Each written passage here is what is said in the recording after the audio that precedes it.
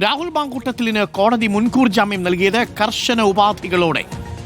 ഉപാധികൾ ഇവയാണ്: 1. തുടർച്ചയായ 3 ദിവസം ചോദ്യം ചെയ്യലിന് ഹാജരാകണം.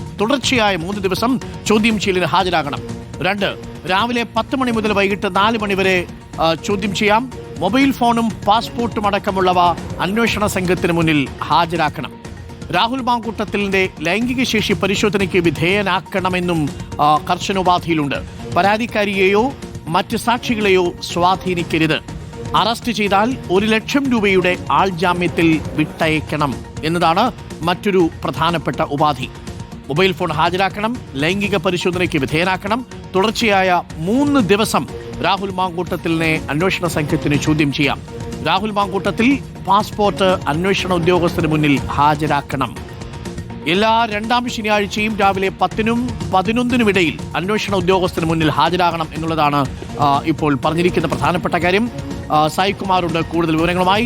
സായികുമാർ, രാവിലെ 10 മണി മുതൽ 4 മണി വരെ തുടർച്ചയായ 3 ദിവസം രാഹുൽ മാങ്കൂട്ടത്തിലിനെ ചോദ്യം ചെയ്യാം, ലൈംഗിക ശേഷി പരിശോധനയ്ക്ക് വിധേയനാക്കണം, മൊബൈൽ ഫോണും പാസ്പോർട്ടും അടക്കം അന്വേഷണ ഉദ്യോഗസ്ഥർക്ക് സമർപ്പിക്കുകയും വേണം എന്നുള്ളതാണ്. കർശന ഉപാധികളാണ്. സാധാരണ മുൻകൂർ ജാമ്യം കൊടുക്കുമ്പോൾ കിട്ടുന്നതിനേക്കാൾ കടുത്ത നിബന്ധനകളാണോ രാഹുൽ മാങ്കൂട്ടത്തിന്റെ കാര്യത്തിൽ വെച്ചിരിക്കുന്നത്?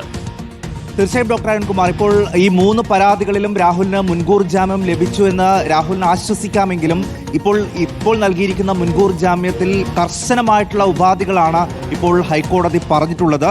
തുടർച്ചയായ 3 ദിവസം രാഹുൽ മാങ്കൂട്ടത്തിൽ ചോദ്യം ചെയ്യലിന് ഹാജരാകണം. അത് രാവിലെ 10 മണി മുതൽ വൈകിട്ട് 4 മണി വരെ തുടർച്ചയായി 3 ദിവസം രാഹുലിനെ അന്വേഷണ സംഘത്തിന് ചോദ്യം ചെയ്യാം. അതോടൊപ്പം ഏറ്റവും പ്രധാനപ്പെട്ടത് രാഹുൽ മാങ്കൂട്ടത്തിൽ ലൈംഗിക ശേഷി പരിശോധനയ്ക്ക് വിധേയനാകണം എന്നുകൂടി ഇപ്പോൾ കോടതി ഉപാധിയായി പറഞ്ഞിരിക്കുകയാണ്. ഏതെങ്കിലും ഘട്ടത്തിൽ പരാതിക്കാരിയെയോ മറ്റ് സാക്ഷികളെയോ സ്വാധീനിക്കാൻ രാഹുൽ ശ്രമിക്കരുത് എന്ന് കോടതി പറയുന്നു.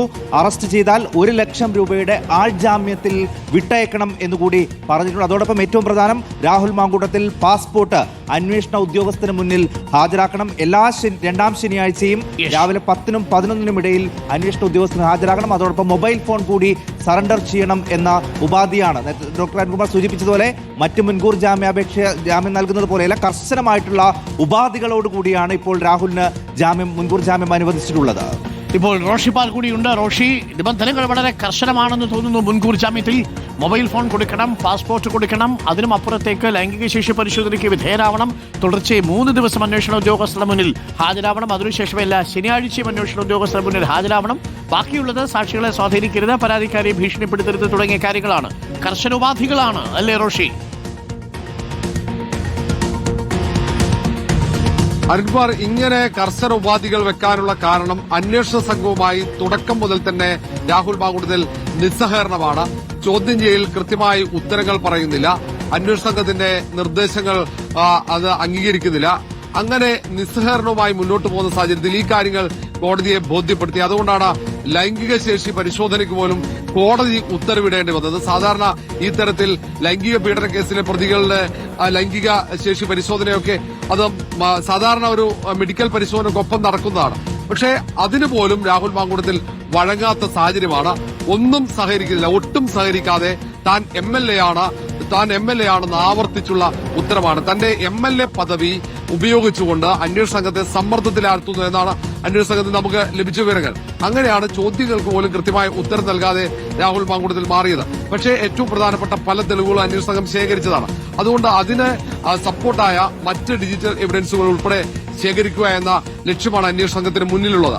അതുകൊണ്ടാണ് ആ മൊബൈൽ ഫോൺ അത് ശാസ്ത്രീയ പരിശോധനയ്ക്ക് വിധേയമാക്കുന്നത്. മൊബൈൽ ഫോണിന്റെ പാസ്വേഡ് ഇല്ലെങ്കിൽ പോലും അത് ലാബിൽ പരിശോധിക്കാം. പക്ഷേ രാഹുൽ മാങ്കൂട്ടത്തിൽ സ്വമേധയാ നൽകുന്ന ആ പാസ്വേഡ് ഉപയോഗിച്ച് ശാസ്ത്രീയ പരിശോധന നടത്തിയാൽ മതി എന്ന ഒരു തീരുമാനത്തിലേക്ക് അന്വേഷണ സംഘം എത്തുകയായിരുന്നു. അതുകൊണ്ടാണ് ആ പരിശോധന വൈകുന്നതും. ഏതായാലും പാസ്വേഡ് നൽകി കഴിഞ്ഞാൽ ആ ഫോൺ പരിശോധിക്കും. ഏതായാലും രാഹുലിന് ഇവിടെ കൊണ്ട് കുരുക്ക് അവസാനിക്കില്ല. കാരണം പാസ്പോർട്ട് സറണ്ടർ ചെയ്യേണ്ടി വരും, പുറത്തേക്ക് പോകാൻ കഴിയില്ല.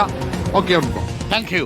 റോഷിപാലാണ് വിവരങ്ങൾ നൽകിയത്. പ്രിയ പ്രേക്ഷകരെ, കർശന ഉപാധികളോടുകൂടിയാണ് രാഹുൽ മാങ്കൂട്ടത്തിലിന് ജാമ്യം അനുവദിച്ചിരിക്കുന്നത്.